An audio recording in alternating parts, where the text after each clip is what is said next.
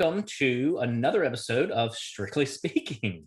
My name is Joshua Reaves. I'm the director of University Theater, and I just want to welcome everyone to our show tonight. Tonight, our guest is calling in all the way from Singapore, an interdisciplinary theater artist and designer who believes art and design as a path towards societal change. Elizabeth MAK, welcome to the show, Elizabeth.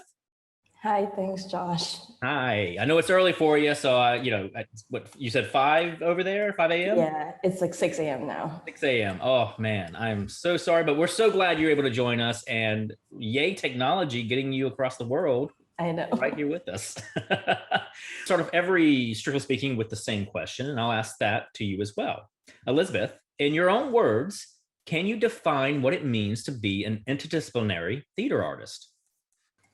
I think what it means for me to be interdisciplinary is that I have a lot of tools at my fingertips, and every tool that I have informs each other, and it's all of it is in service of like storytelling. Yeah. Awesome. So I see that you've done a lot of lighting design, you've done a lot of projection design, you've got set design behind you.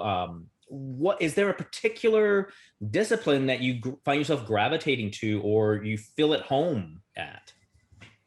I would definitely say that the bulk of my experience has been in lighting, and also I was a dancer before I became a designer. So a lot of my love of design comes from my love of dance. I see. So sort of like the ability to emote, to express, to sort of like capture the ephemeral, like that's where my love of design comes from.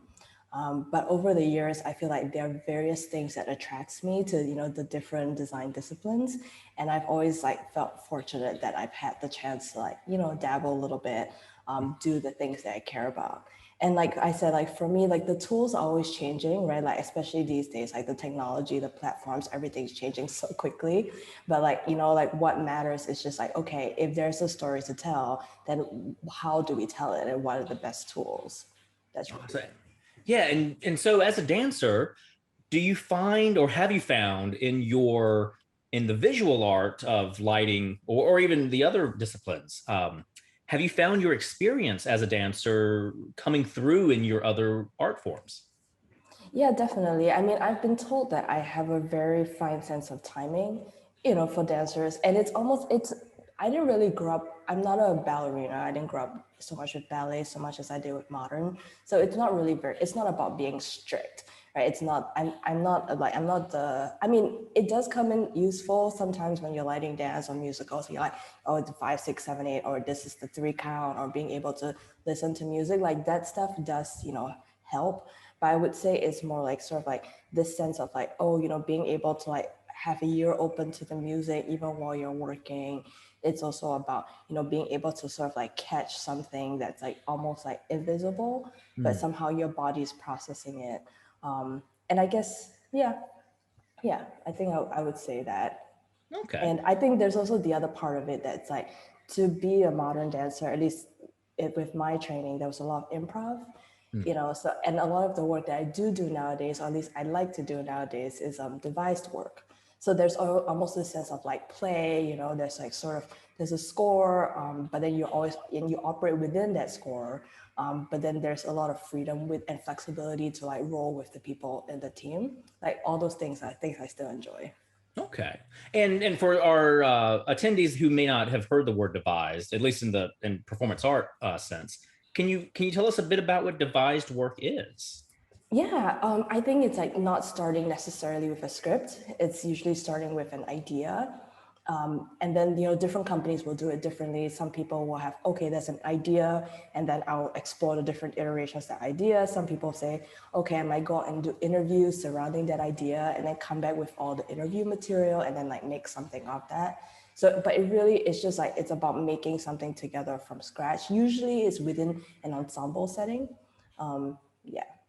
Okay, great. And it looks like Amy Sawyers-Williams has a question that really aligns with a question I was going to ask you. Amy asks, what are some of your favorite devised projects and why? And I want to follow up before you answer that. I read on your website, you have a manifesto for the artist, and you say, and I quote, "It is painfully obvious when designers and choreographers have been in the room during the writing process.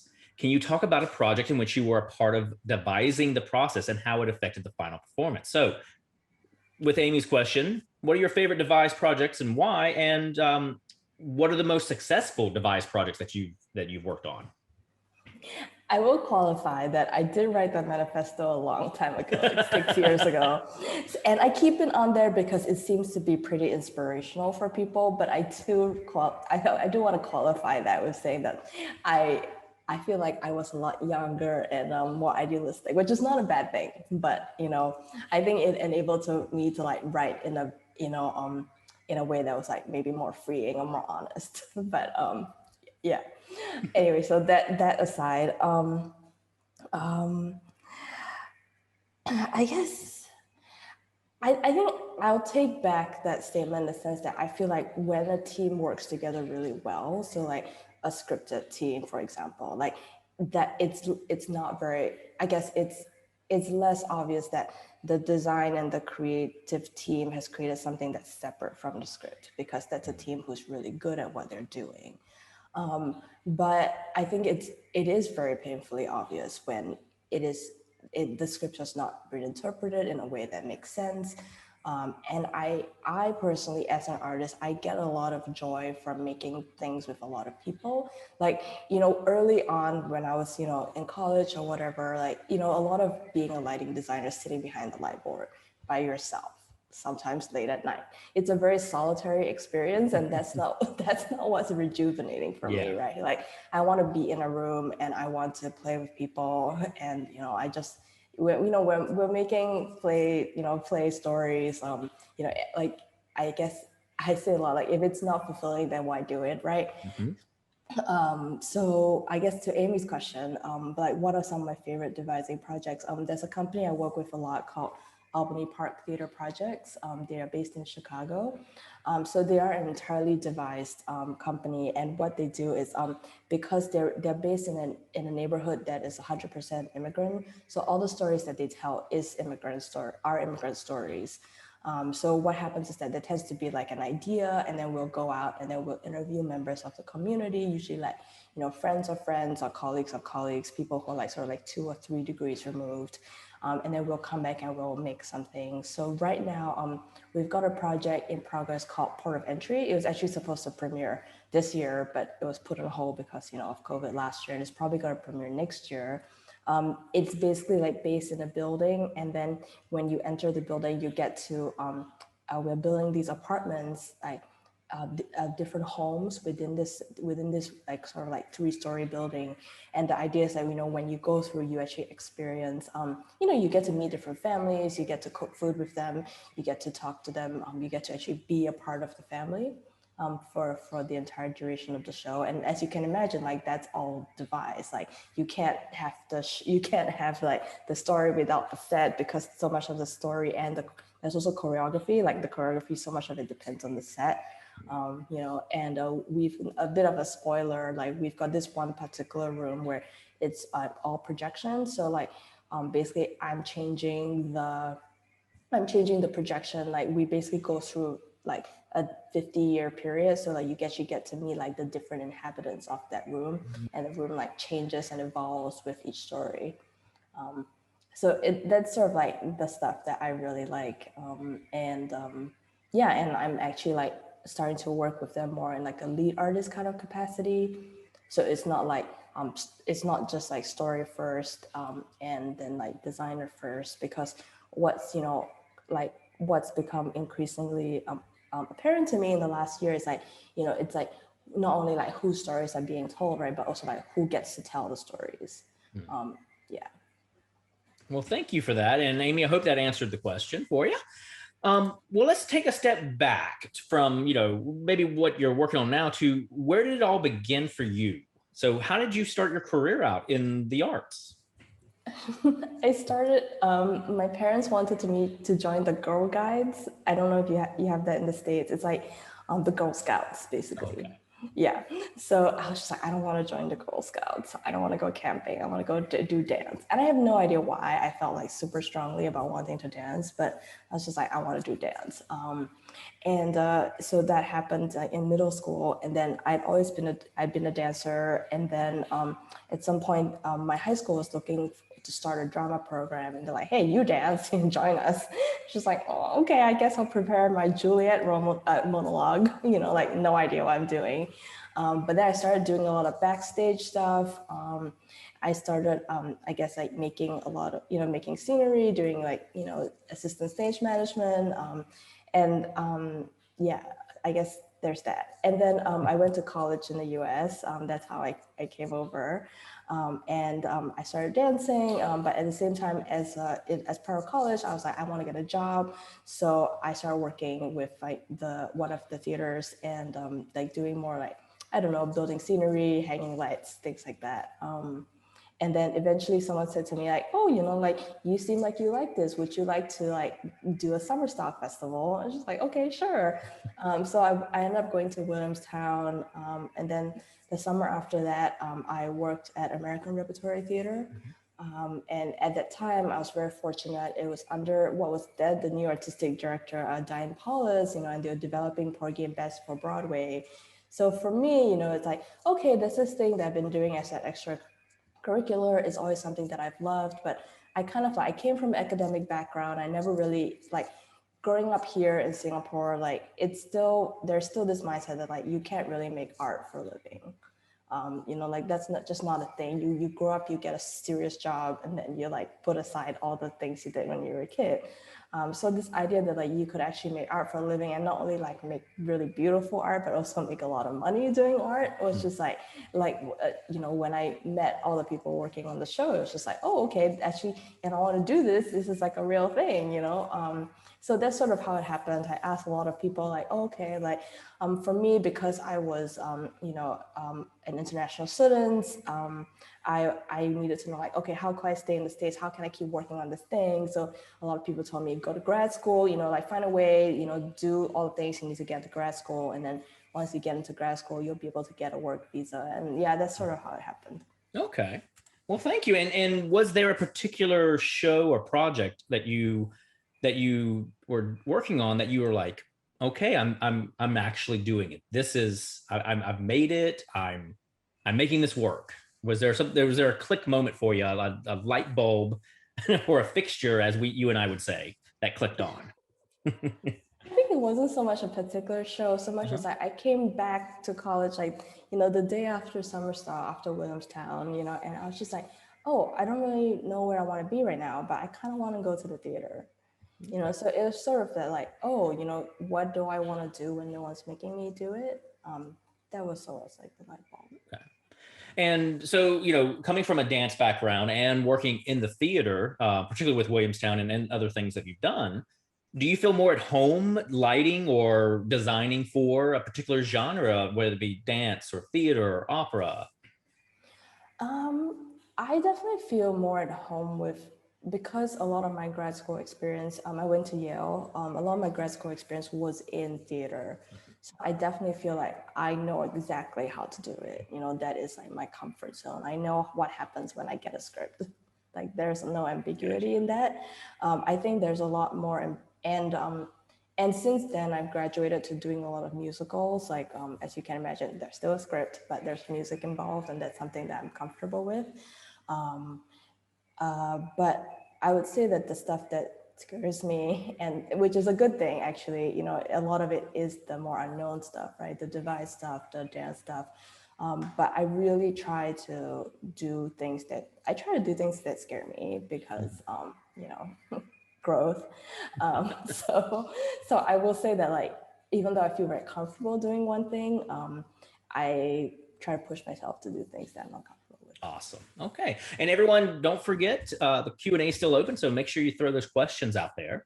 So Elizabeth, talk to us about, let's take one of those more scary, those stretching and challenging projects, like a devised piece or something like that. Can you take us through the process? How do you start by coming on board with the project, and are you in rehearsals? Are you in the room writing? Are you, what does tech look like? What's the steps that you take us through that? Yeah, I mean, I guess a lot of it depends on the team that I'm with. Um, I would say that I feel like I'm barely on the cusp of it. Like I've done a bunch of dance and devising things where I still feel as though I'm coming in behind. There's the lead team, and then I definitely add value because it's still devised. So, for example, the piece I told you about, port of entry, like they're definitely like I was there in the room when they were making the script, but I didn't start adding projections until afterwards. Mm. And of course the script would evolve because then we were writing music, we were creating the media while they were performing. But I would still say that I was coming in a step behind. Right now we're developing a piece called remote learning curve. So the idea is to kind of like to use the Zoom format to talk about what virtual learning was like for everybody this past year. So it's been a really wild for everybody because it's like not only like are you devising on Zoom, you're also devising for Zoom, right? Mm. So I think that's been kind of tricky, but I did a workshop this past weekend, and I was just like, okay, I want to grab this one person, and then we'll make something together. And the person I picked happened to be a teacher. She's a teacher on the south side of Chicago. She's like it's like part of a daily experience, right, to Mhm. work with students. So I felt like, okay, I had this like invaluable resource, and then we were making art about the things that she cares about. So it was pretty scary for me. It's definitely not my comfort zone. But I feel, like I feel there's a lot of empowerment when you get to shape what you do, and I definitely felt that in that moment. Awesome. All right. And so let's look at, you know, pre-pandemic, the shows that you've done. What was the most exciting or favorite project that you had worked on, and why? Obviously. I need to think about the shows that Oh I've no. done. Actually, I'm gonna just pull up my own website. Um, I worked with this really amazing director called Rebecca Martinez. She's based in Brooklyn. There's a couple of shows that I did with her called, one was called Antigonic, if you're on my website, and Miss You Like Hell. Both of those I did with her, and they were very different, right? One was an adaptation of a Greek tragedy. Yeah, Josh has the pictures. This was Antigonic, so it's a translation of Antigone. But what I really love about working with Rebecca is that she leaves you a lot of creative room, and she's not really afraid to go places with you. I think if you scroll down, there's one picture where there's like a really dramatic. Yeah, there you go. The one that the orange one, the one with the long table. Yeah, and like she's not really afraid of like dramatic shadows, not necessarily being able to see people's faces. And she's really open to like the one where you see like the backlit shadows of the two people. Like that was also something that she was not afraid of. So I think that's sort of like when there's like a lot of trust in a team. I really that's really when it's very freeing, very empowering. Awesome. And okay, so let's take a look at this particular picture with the shadows. Like, how did that come to fruition? Like, was this discussed prior to coming into the tech, or was it something that you both discovered in the actual doing, the actual teching of the show? I'm a bit foggy on the details. It's definitely Okay. something we story. It's definitely something we storyboarded Okay. beforehand. I think I had a bunch of research images, and also this book Antigonic actually had accompanying drawings on it, illustrations. So we were taking a bunch of the staging ideas, like extrapolating them from the drawings that were part of the book. And I think one of them had if I remember correctly, there were like people side by side, or there was something to do with squares, And so like I was just like, oh yeah, like this fabric, we can backlight it, and the set designer had created this. It is fabric, as you can see. That's why you can backlight. I think it's called Boost from Rose brand. So it has an interesting quality, right? Where, you know, it looks solid, but it has this backlighting ability. So we knew we wanted to do something with that. And then I think the actual execution of like the two, I knew I wanted people back. We knew that the scene someone would be front lit and two people would be backlit. I think at this point, someone has died. I think the man in the shadow has died. So we kind of wanted to like, you know, have this like reaching across the void feeling. But it was definitely planned. It wasn't an accident. Cool. All right. Well, thank you for that. Let's see here. What else do we have on my questions? Because we're still waiting on your questions to come across, everyone. So be sure to ask away. Let's see here. Well, we just asked you, what was some of your favorite projects? What is there a dream project that you've always wanted to work on, a particular script or a particular person, a space, or type or topic that you would want to work on? I've tried to shift my work a lot the last few years towards working on like social justice stuff. So I'd say that that's still like sort of like the area that I want to keep doing. There's definitely like I feel like I want to work on things that are very present, that speak to things that are happening now. I am actually I am proposing a project of my own here in Singapore. And I feel like the thing that I really, I feel like the thing that I haven't gotten to work a lot on, two things. One is I haven't really gotten to work on things that relate to my home country. So I'm back in Singapore right now, and I think the idea in the future is to split my time between the US and Singapore.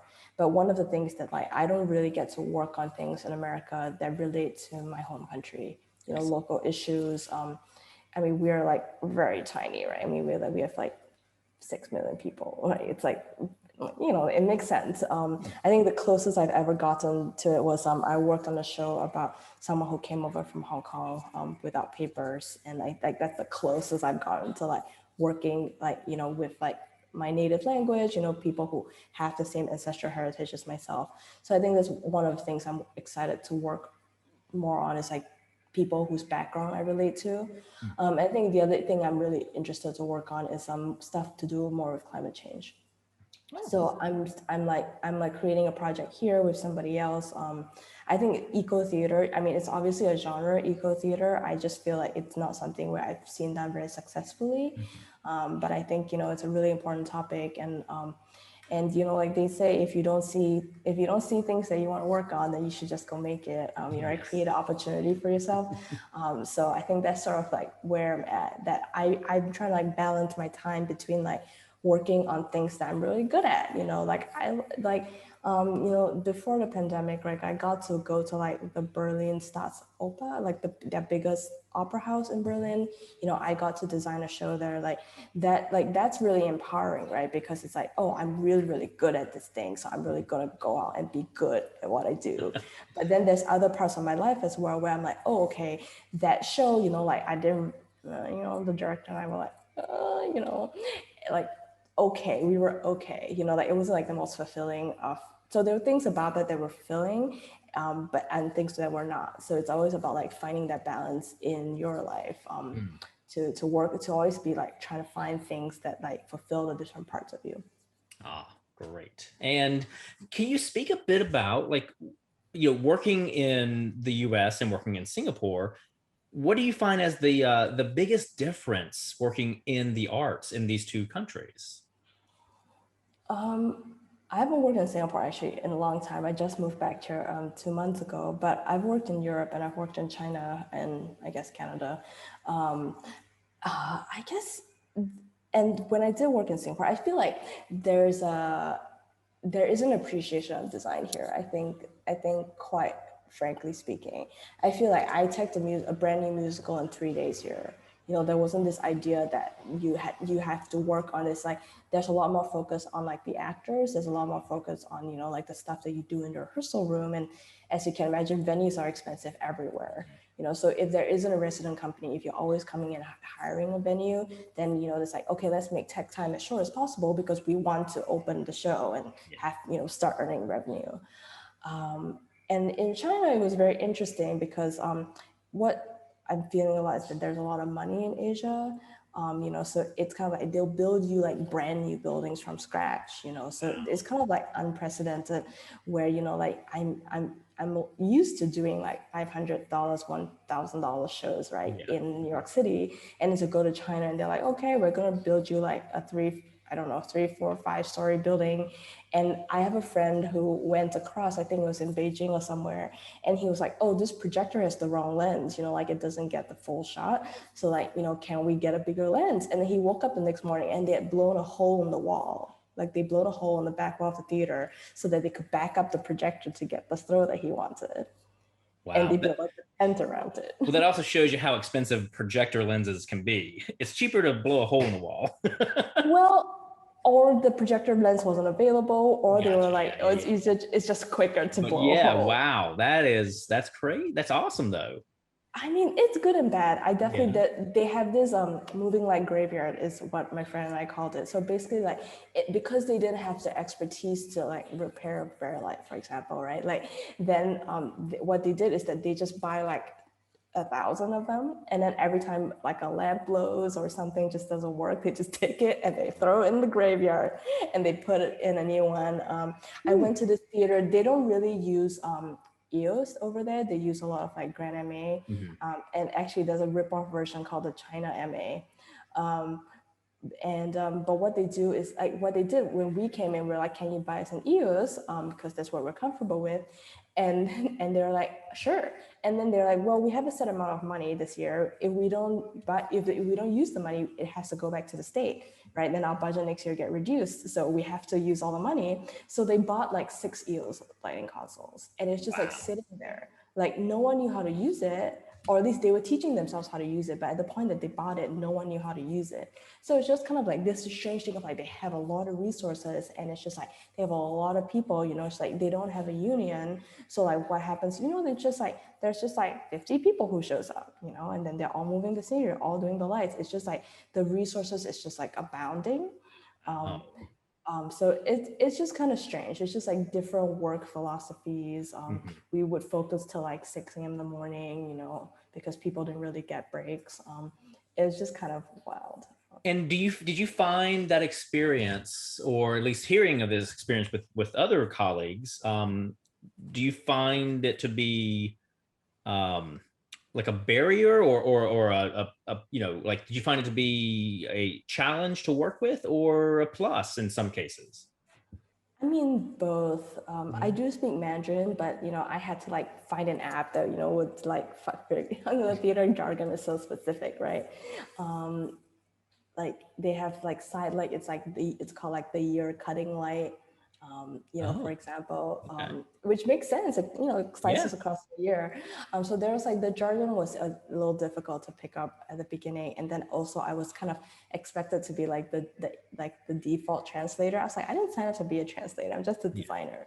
So there's always those things about working internationally, but for me, it's a lot about cultural exchange, right? It's not about like, oh, what I'm doing is better than what you're doing. It's just like, okay, we work differently. So it's just like, how do we come together? And I hope that, people come out of it feeling like that it's not just like the thing that I hate the most is when like, I think there is still this feeling personally, I'm just speaking for me, right? I think there's still this feeling that like America or the West knows how to do things better, and for me, I just like, I really am, when I come in, like, I don't like it when like, Americans come in, they're like, we know everything, you don't know anything, listen to us. It's like, no, we know different things. So let's just try to figure out where the strengths in everybody lies, and hopefully everybody gets something out of it, and not just like, let's parachute in the team and then they leave without like actually having, had a cultural exchange. Yeah, no, I totally agree with you. And a lot of times I think we know the same thing, we just do it differently, and that's okay. Yes. So, okay, so let's see, what else do we have? Everyone, throw those questions out. Oh, here we go. Thank you, Amy. Amy, again, back with another one. Let's see, how has this past year's intersecting pandemics impacted your work, and how do you think it will impact your future work? Amy, love the questions, hard questions. I mean, it's been tough, right? Like we hit March and then there was no work. I was very lucky. I had a friend who worked both in TV, animation and theater. So she was looking to hire a bunch of animators and she was like, okay, I've never worked as an animator, but like here's someone who's like, going to like enable me to keep working creatively. Um, and and so I like, let's try it. So I actually ended up doing animation starting in July. There's a show, it's on HBO Max actually. It's called The Lady and the Dale. So, it's a documentary, and because they were gonna do the documentary thing where they're gonna shoot like all the live reenactments and stuff, but COVID hit, they couldn't get actors, so they shifted to animation, and this whole like collage feeling. It's a period piece actually because it's a documentary. So we just did all the animations for that. And that was sort of like most of the rest of 2020 for me. And then right now I'm working on a green screen opera movie, I guess. So we shot all the opera singers in December and then on green screen. And now we're adding in all the backgrounds. I'm doing the lighting. Of the people in the in After Effects, so it's still lighting, but it's just like different tools. Storytelling still the same. So I guess like the learning curve has been steep. Like I've used After Effects before, just not in a capacity like that. So everybody's really trying to learn. Yeah, so I guess I feel very fortunate because a lot of my lighting colleagues haven't been able to pivot as quickly. Some people have done some Zoom virtual stuff, but like it's been hard to translate, right? Like of all the fields, lighting is the one that hasn't translated that much. Yeah. How will it impact my future work? I mean, I'm clearly in Singapore. I think that's a thing that I never imagined I'd do. Right, at least not for many more years. So being back here, is like new. I'm still trying to navigate what it means to work from so far away. Like the workshop I mentioned last weekend, I was awake from like 1 to 7 in the morning. That was like crazy, but amazing that I was able to do something like that from so far away. So I kind of hope, I'm excited for all like the the international cross-border stuff. I think people never knew how to turn on Zoom before. I Yes. mean, some of us were using Zoom in like 2019, but now it's a tool that everybody knows how to use, and I think that's pretty exciting. That suddenly we realize like, oh, we don't all have to work in an office. We don't all have to be limited where we are geographically. So I think that's really exciting, and we'll see. We'll see. I mean, I may get tired of waking up, and staying up all night. And there's nothing that replaces the in-person collaboration, really isn't. But Zoom has gotten really good. And we've seen it start to get really good. Yeah, yes, I totally agree. Oh, and Amy says, thank you very much. Thank you. All right. So I was actually going to ask you, can you speak a bit about your animation? How did that pivot occur for you? And where did you pick up the skills? Because it sounds like you, at least I can speak for myself. I didn't have a lot of the skills coming into March, April of 2020 that I do now. How did you gain these new skills? I mean, projection has a bunch of, we do use the same programs. I mean, similar programs anyway. So After Effects, any like video editing, Premiere Pro. I don't really use Final Cut, but there are people who use Final Cut. So there's sort of like all tools of the trade. I think the difference is that for projection, you're always thinking like big scale, right? You're thinking about like 30, maybe 30, 40 feet, or at least that's what it's so far been used for, right? Like big things. So you're always thinking about not upstaging the actor, about everything in relation to the scale of the actor. You're always thinking about it in 3 dimensions. There's a physical space element, right? That with theater design, like everything at the end of the day has to work within the logics of physics. Right? Like it all has to, like if the lens is wrong, the lens is wrong. There's nothing you can do about that. If the scenery is blocking the light, the scenery is blocking the light. You can't make it like transparent. I think that's sort of been like one of the tricky things is that like going to animation, we're not talking about a 5-minute slow transition, a 30-minute slow transition. Suddenly I'm working like frame to frame. It's very minuscule and it's kind of like, I'm just like, am I really spending like 5 days working on a 2-second clip? And the answer is yes. And for me, like that was just really frustrating because I'm just like, but it's just 2 seconds. Like in the theater, it's like you wouldn't even care if you were making a mistake that lasted 2 seconds because nobody would see it.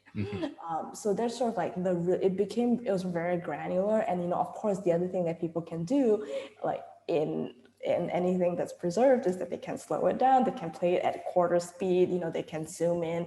There are all these things that people can then go back and like review what happened, right? So it's just like that. I think that's what's like one of the really hard things that and then the other part of it was just like using the program in a way that I had just never used before. So my job at the beginning was actually it was because it was a collage style. So what we did was we went into stock like photo databases and we pulled different pictures. So someone might say to me, okay, create a room with a man sitting at a desk, with pictures behind him. And someone would sketch out like a blob of a person, and maybe, what I see behind you, Josh, maybe some pictures, but it was just like a really rough black and white sketch. And then it'd be my job to turn it into like a full thing that had dimension. And that's sort of like where my experience with set design came into play. Like they quickly realized that I had an understanding of perspective that no one else did. So I graduated to like so-called, I guess, like production designer or whatever. So they would say, okay, there's a bunch of scenes happening in this one house. Make all the rooms in the house for us.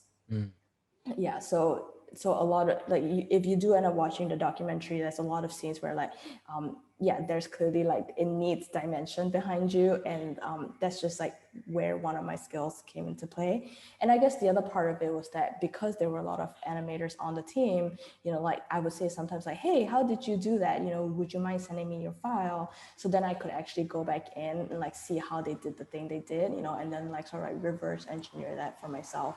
And I was never like a full-on animator. Like I would do small things, but most of it for me was like creating the background stuff or the elements that people would then move.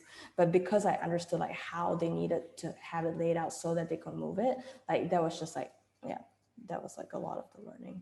And yeah, I mean, and I think it goes back to what you said earlier, is it's still storytelling. So it's cool. Still storytelling. And let's see here. And speaking of the technology, do you feel like the changes, because I mean, you've been doing this for a while, has the changes and improvements in live performance technology, lighting and video, do you feel like it's made the work easier, or do you feel like it's gotten in the way in some cases? Yeah, it's a good question. It's both. It's both. It's definitely both. I mean, I'm really glad that when I hear like my mentors at school like talk about the way they used to do lighting. Someone told me, oh, he had this one dimmer, right? But he had to unplug it from the house lights into this other light that would cause like a 30-second sunrise. And you had this one guy who was like cranking up the big switch, but then he forgot at some point. He forgot that during the intermission, he had to unplug.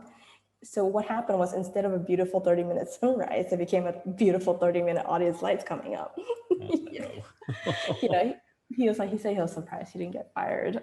This was Chris Ackerland, famous Broadway designer. So, like definitely I feel very fortunate that, the technology has come so far from that. I feel like it's just given us a lot more tools, like things that we can say with what we do. I always just fear that I would consider myself like moderately technically savvy. I'm not one of the people who's like, the second the beta comes out, I'm like on the beta team. I'm not one of those people. I do definitely I have to keep up. You kind of have to try to keep up as much as you can, or at least understand how the technology works so you can then tell somebody else how to execute. But I always fear when the technology comes like before the storytelling. Yeah. Okay. What, Elizabeth, is the favorite part of your job? In any position or discipline, but what is the thing that you love the most about what you do? I would say, I mean, day to day, right? Day to day, there's a lot of it changes a lot, and I guess that's one of the things I love about my job, that I have control. Like there's no one telling me, well, there are people telling me sometimes where to be and what to do, but for the most part, like I have control over the kind of projects I want to take, how I want to live every day. Like I don't think I could ever, for the animation job, right? I was, it was very strict. It was you clock in, you clock out, 40 hours a day, 9 to 5. I mean, it was kind of interesting, but I don't think I could do it. It was just very uncomfortable for me. Like I want control over my schedule. And also I don't really like the feeling, it's good and bad. I don't like the feeling of I like the feeling of clocking out, because then it's like, okay, my time is not my time. But I also don't really like it because that's not the reason I do what I do. Like I want to think about the thing that I care about, I guess. And I want that to last beyond me clocking out. So that's sort of one thing I enjoy. The other thing that I really enjoy is, there are parts of everything that I enjoy. There's like, for me, lighting musicals, there's like an exhilaration. I like being really fast and really good. Like there's an exhilaration at feeling like good at what you do. Like we all love that, right? So for me, it's just like, okay, they're running this twice and you've got twice to get it all in. That's just, the adrenaline rush is I like that, I guess. Yeah, no, I get it. The adrenaline rush of clicking those keys before we get to the end of the scene. It's like, don't let them move. Wait, I still got there. I got it. Yeah, Record yeah, enter. Boom. exactly. And okay, I so you guess, said, hold on. The last part though is that oh, I guess the reason I got into all of it was because I actually went to a play one of the reasons, or at least one of the things I think about is when I was in high school, I went to a play and it kind of like really changed my life. Back then, I would kind of like, I had a female best friend. I was just like, oh, I kind of I kind of like her, but like, what does it really mean? And back then, I didn't have any gay friends. Like that was just like not a thing that, people talked about. And I went to a show, and the show, I don't even remember what it was about, but suddenly like, I just feel like I came out of it and my life was kind of changed and my mind was kind of opened. So it was just kind of like, for me, like that ability, when you see someone in the audience, having their life change, just like the impact that you can have with the, with the things that we do. Like that's one of the reasons why I keep coming back again and again to despite the low pay and the long hours, it's the thing that keeps me going, I guess. Yes. Anyway, you were saying. oh, I was gonna, latch on to the me time you mentioned at 40 hours I clock out. It's my me time. You wrote on your website that let's see, that artists should take care of themselves both mentally and physically. And I wanted to ask, what do you do that you find restorative or restful, rejuvenating? It's definitely a skill that I've been, working on, and the last year was very good for that. I've been doing a lot of yoga. It's just I realized there was a thing, and I'm trying to put in place like things, right? Like I no longer have my phone in my bedroom. Like that's just not a thing. I actually turned off notifications for everything but messages, because it was just giving me so much anxiety, and I was letting my work, influence my mood. So a lot of it was just like setting aside things that enabled me to just like clear my mind. There's I came across this article actually last year talked about no time, that actually like capitalism has caused us to believe that like as long as we're like being productive, filling our days, like that's when we have value. So much of last year for me, and I think for a lot of people in the industry, has been like, okay, like when March happened, I'm just like, I have nothing. And then I have nothing became I am nothing, Mhm. and then the slide from that became, it was just awful for everybody. And then you start realizing like, okay, why am I defining myself by my work? Because most of us we do nothing but work, right? So a lot of that has been that. It's like, who am I outside of the work that I do? And it can be that the work is very important to you, but then you still need to have your identity. If not, all you're doing is just like executing on somebody else's identity, someone else's vision. You have nothing that you yourself bring to the table. That doesn't really answer your question. I guess it's, for me, it's still a work in progress, but definitely finding things that I care about, things that have nothing to do with theater. you know, finding things that I guess I fill up the glass, fill up the jug, whatever the top up the jug, whatever the phrase is. Yes, top off the tank. That I think Yeah, that's top up the yeah. tank. Yeah, something like that. Yeah, No, yeah. I'm trying to, I too am still learning and coping. And so I was hoping you had something you could share for me personally, but no, I agree. Like turning off those notifications, that is one of the best things I ever did. I mean, But I see a lot of art that has nothing to do with theater. You know, I love going to museums. It's just, you know, very quiet, very meditative. Yeah. Sorry, can't help you more. oh no, it's great. So in that same article, and I know you said you wrote it a little while ago, but I too found it very inspiring. You have this whole list of art that you want to make. Um, so I'm gonna blast from the past here. At the bottom of your me page, you list one of the things is you want to create art that isn't afraid of addressing pain and art that seeks redemption for the hurt of the world. And so has there been a project that you felt has really focused or allowed you to create that type of art, or a project that you've been proud of at addressing these two items? Um, I mean, a lot of the work that I do with Omni Park is that kind of work. You know, we have stories about people who have parents who can't make across the border. We have stories about a Syrian refugee. You know, we have all the stories about like separation and you know, but also on the flip side of that, you know, hope, the resilience of people. You know, I did this musical called, I think I mentioned it just now, called Miss You Like Hell. It's about a mother and a daughter, and it's kind of like she has, it's sort of a long setup, but she basically leaves her daughter, like she and I guess the father, they separate, and as a result, she actually ends up leaving her daughter behind. But then what happens is that she's going to be deported, and she actually comes to collect her daughter. Yeah, you see the two of them on the car. She comes to collect her daughter, and kind of like tricks her to like cross the country with her to California from Philly. So it's kind of complicated. It's kind of like she's not a perfect mother. You know, they have a very difficult relationship. The daughter resents her a lot, but there's a lot of pain and heartache. It's very complicated, and sort of like through the device of the road trip, you know, they meet different people who help them on their journey.